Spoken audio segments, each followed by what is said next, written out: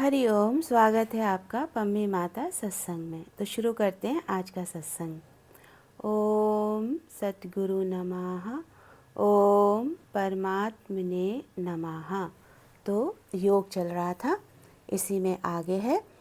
ज्ञानी जन देह मात्र को ही धारण करने वाले, मिट्टी पत्थर तथा स्वर्ण में समान दृष्टि रखने वाले, इस प्रकार के महाभाग पुरुष जिस योग के द्वारा दृष्टिगोचर हो जाते हैं, उस श्रेष्ठ योग को मैं तुमसे अब कहता हूँ, सुनो।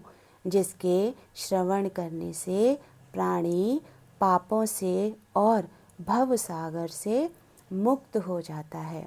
तो ज्ञानी जन केवल देह मात्र को ही धारण करने वाले, देह मात्र।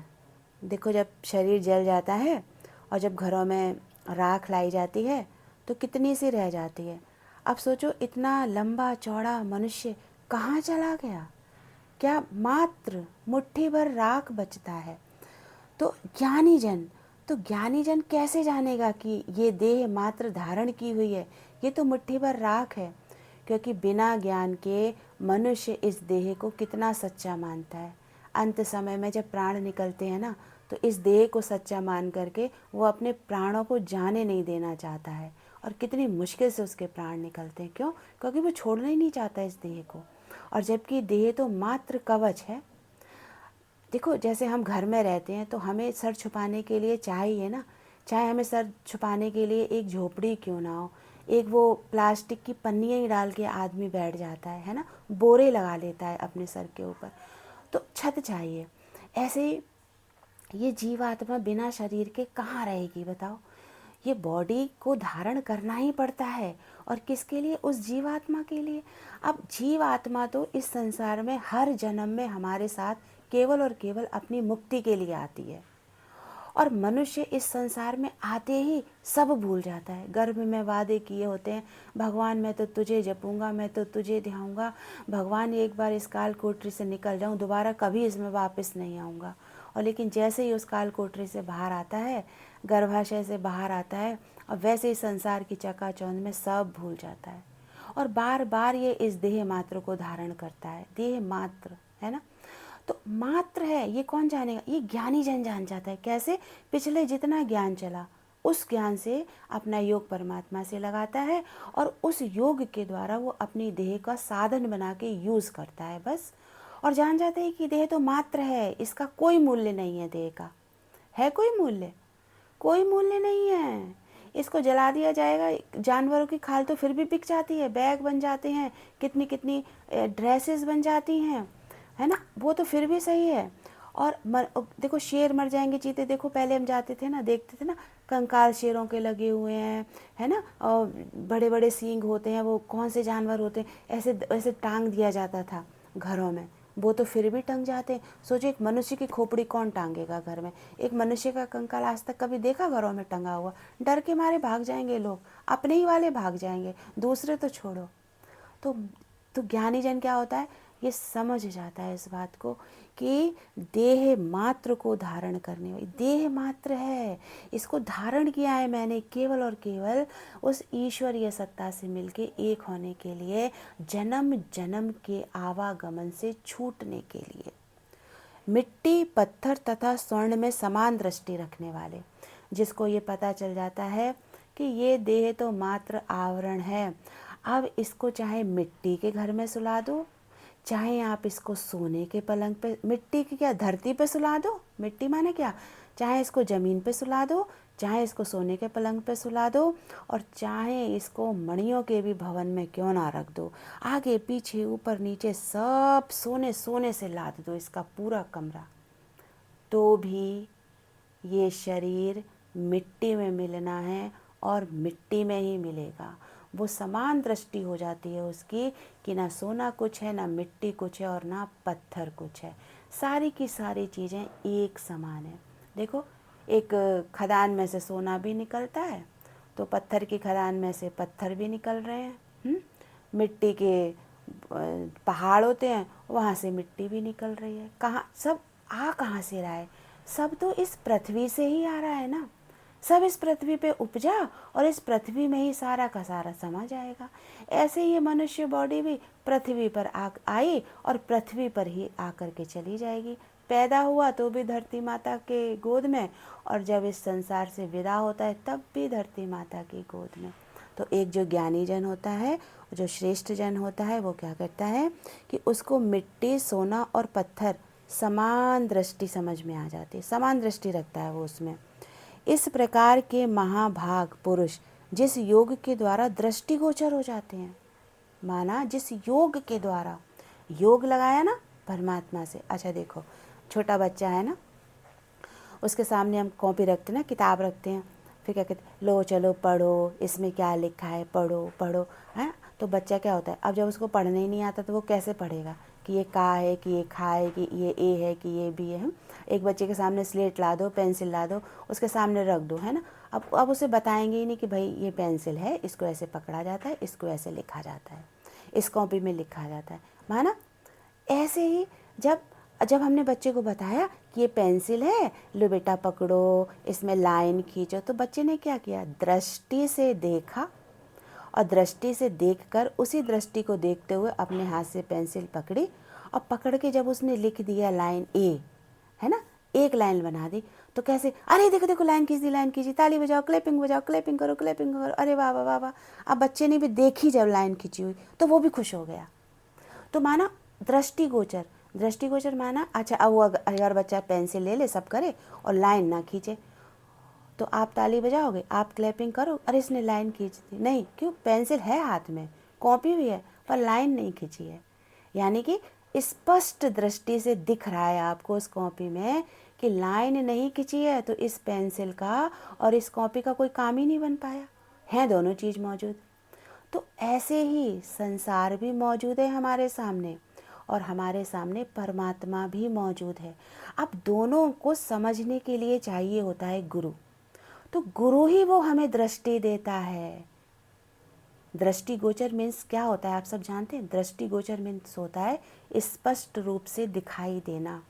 तो गुरु के ही पास वो दृष्टि है, जो दृष्टि वो हमें देता है, और फिर उस दृष्टि से हमें स्पष्ट रूप से ये संसार दिखता है, और उस दृष्टि से स्पष्ट रूप से वो परमात्मा दिखता है। और तब जाकर के वो श्रेष्ठ पुरुष, वो ज्ञानी जन उस स्पष्ट रूप से दिखाई देने वाले संसार से अपना किनारा करता है, और परमात्म रूप में स्थिति बनाने के लिए योग लगा लेता है परमात्मा से। और ये ज्ञान गुरु के अलावा और कोई नहीं दे सकता है। उस श्रेष्ठ योग को मैं तुझसे अब कहता हूँ, जिसके श्रवण करने से प्राणी पापों से और भवसागर से मुक्त हो जाता है। माना उस श्रेष्ठ ज्ञान को, कौन सा श्रेष्ठ ज्ञान, जिस श्रेष्ठ ज्ञान से दृष्टि से स्पष्ट रूप से वो परमात्मा का दर्शन करने लगता है, उसे परमात्मा की सत्ता समझ में आने लगती है, और उसी स्पष्ट दृष्टि से उसे सारा संसार का खेला समझ में आने लगता है। तब जाकर के वो श्रेष्ठ ज्ञान, जब ये श्रेष्ठ ज्ञान यानी कि आत्म ज्ञान, ब्रह्म ज्ञान, तत्व ज्ञान उस व्यक्ति को दिया जाता है, जब वो पीछे का इतना ज्ञान पक्का करके आ जाता है, फिर गुरु उसको वो दिव्य दृष्टि देता है, वो स्पष्ट रूप से दिखाई देने वाली दृष्टि देता है, जिस दृष्टि के खुल जाने पर एक साधारण मनुष्य असाधारण अवस्था में आ जाता है, और उस असाधारण अवस्था में वो संसार का और परमात्मा का मूल्यांकन सही सही माप लेता है, सही सही करना सीख जाता है। आज देखो हमारे घर में हम क्या, जितने भी बुज़ुर्ग हैं, आप अपनी सोच, अपना अनुभव, और हमारे घरों के बुज़ुर्गों की सोच और उनका अनुभव, आज आप चाहे, आज देखो हम लोग चाहे भले कितने भी साधन संपन्न क्यों ना हो जाए, टेक्नोलॉजी नई नई क्यों ना आ जाए, भले हमारे बुज़ुर्गों को मोबाइल चलाने ना आए, भले हमारे बुज़ुर्गों को कारों के सिस्टम समझ में ना आए, स्कूटी के सिस्टम ना समझ में, माना उनको कुछ नहीं समझ में आ रहा है, लेकिन बेसिक ज्ञान आप उनका देखो, जो हमारे पुराने पूर्वजों का बेसिक ज्ञान जो था, वो आज नई पीढ़ी का है क्या ज्ञान? नहीं है। हाँ, जो उनका संग करता है वो नई टेक्नोलॉजी भी को भी पूरा अपना लेता है, और अपने पुराने घर में जो माता पिता, दादा नानी, बूढ़े बुजुर्ग जो होते हैं, उनका भी ज्ञान हासिल कर लेता है। उनका जीवन देखो कितनी अच्छी तरह चलता है। तो ऐसे ही आज हम जो भी योगी हैं, है ना, आज हम सब ने अपने अपने गुरु का संग किया है ना। गुरु का संग करना हो गया बेसिक ज्ञान, यानी कि हमारी नींव मजबूत हो गई।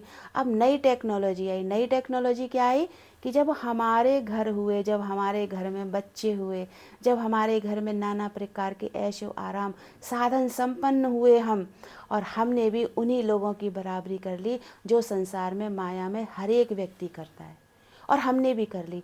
अब हमारी दृष्टि स्पष्ट होनी चाहिए कि अगर हम भी उस संसारी की तरह अपने घर में बनाए हुए मकान, बनाई हुई दुकान, बनाई हुई ज़मीनें, अपने बनाए हुए बच्चों के ओहदे, अपने बच्चों की कीर्तिमान, अपनी लड़कियों के अच्छे अच्छे घर, अपने नाती पोतों के बढ़िया बढ़िया स्कूल, और अपने मकानों को हमने बना लिया 5 स्टार होटल, हम भी उस संसारी की तरह अंदर में अहंकार पाल के बैठे, तो हमारी दृष्टि कहाँ स्पष्ट हुई?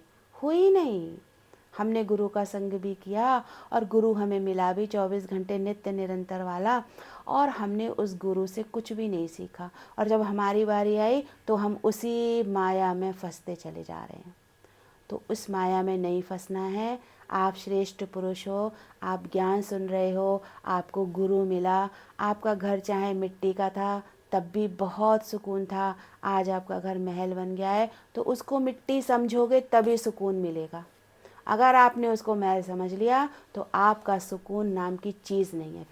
फिर तो आपका दिमाग वहीं लगा रहेगा, मेरे महल में टूटना हो जाए, मेरे महल में फूटना हो जाए, 4 लोग आएंगे तो अरे मेरे महल में तो हाथों के निशान लग गए, अरे मेरे महल पे तो पेंसिल चल गई, अरे मेरे महल में तो सारी चीज़ों को कोई छुए नहीं। आप अपने ही घर में अपने ही घर का आनंद नहीं ले पाते हो, बंद कर कर के कमरे रख देते हो, उस कमरे में ये नहीं जाएगा, उस कमरे में वो नहीं जाएगा। आप लेवल लगा देते हो मनुष्यों के कि इस लेवल का मनुष्य यहाँ बैठेगा, इस लेवल का मनुष्य यहाँ बैठेगा, इस लेवल का मनुष्य यहाँ बैठेगा। क्या क्या आपने स्पष्ट दृष्टि करी? आपने तो भेद भेद वाली बुद्धि कर ली, भेद दृष्टि कर ली। अमीरी गरीबी ये बहुत सलीके वाला है, इसको बिल्कुल सलीका नहीं है। छोड़ के तो सब यहीं जाओगे, कहाँ चले जाएंगे सलीके? स्पष्ट दृष्टि से देखना चाहिए कि आज गुरु मिला, ज्ञान मिला, मिट्टी की झोपड़ी में भी मेरी आसक्ति नहीं, और करोड़ों लाखों के महलात में भी मेरी आसक्ति नहीं, क्योंकि बने सब मिट्टी से हैं, जाएंगे सब मिट्टी में। ये मनुष्य धारण जिसने भी कर लिया, मनुष्य चोला धारण कर लिया, चाहे वो राजा है चाहे वो रंक है, सब उसी चिता पे जलते हैं, सब एक बराबर हैं। और यही स्पष्ट रूप से दृष्टिगोचर हर एक को करना चाहिए कि ना अमीरी ना गरीबी, ना सुख ना दुख, ना अहंकार किसी भी चीज़ का, सब एक बराबर हैं। आते हैं तो सब माँ के गर्भ से, और जाते हैं तो सब चिता रूपी शैया पर। तो स्पष्ट दृष्टि रखनी है हमें, संभाल करनी है हर चीज़ की, लेकिन आसक्ति हमें किसी भी चीज़ में नहीं रखनी है। तो आज की वाणी को मैं यही विराम देती हूँ, फिर मिलते हैं आपसे अगले सत्संग में। तो अपना ध्यान रखिएगा। हरि ओम।